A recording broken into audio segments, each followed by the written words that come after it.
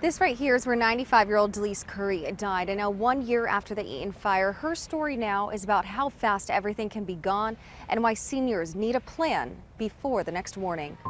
That's been hard to live with, that I wish I would have stayed. Dalyce Kelly says her grandmother loved her little Altadena cottage. Dalyce Curry, known as Mama D, had called it home for more than 20 years. It was her safe place.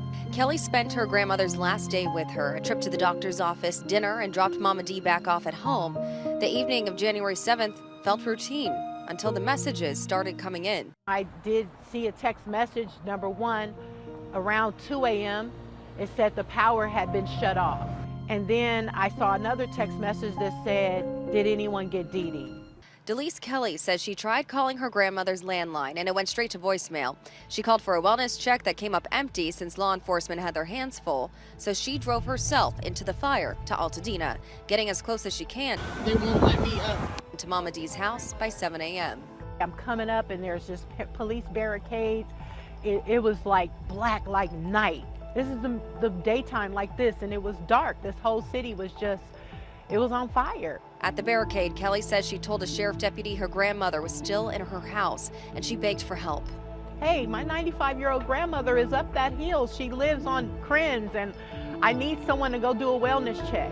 That deputy went to look for Mama D, and Kelly held on to hope. Heading to the convention center, I got a phone call from the officer, and he told me that everything on Crins was gone. I knew she wasn't alive still because she would have called me.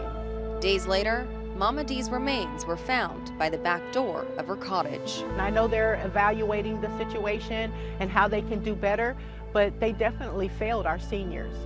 Some of the people here on the west side didn't get an evacuation notice, and that text alert is just not enough.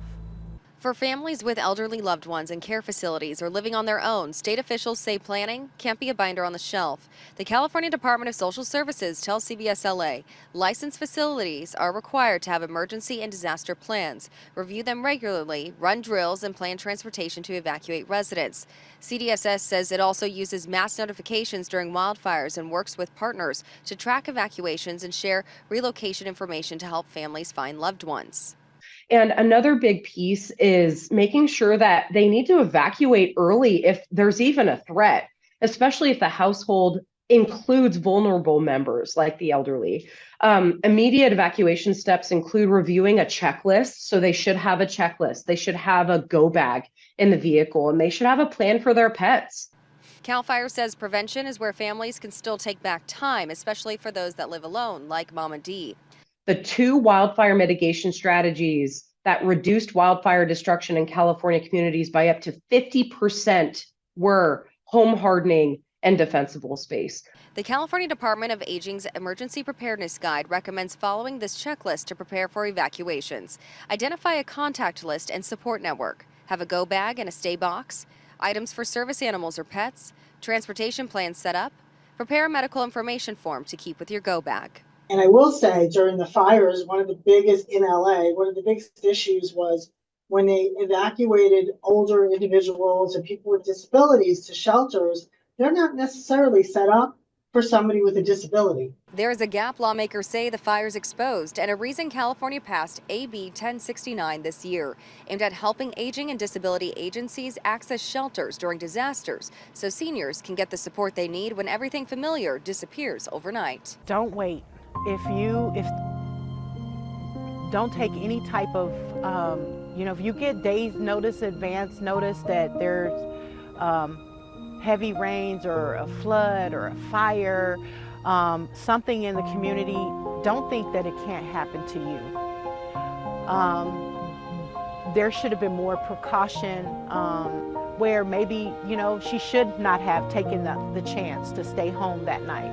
Families need to know, don't take an emergency for granted, like it's not as serious as it is, because it could get out of control real fast. And there should be some type of plan. With her, she depended on her landline, but once the power went off, she really, didn't stand a chance. Kelly says Mama D's story is now her warning to other families. Plan early, check on seniors, and don't assume you will get a second chance. In Altadena, Amanda Starrentino, CBS LA.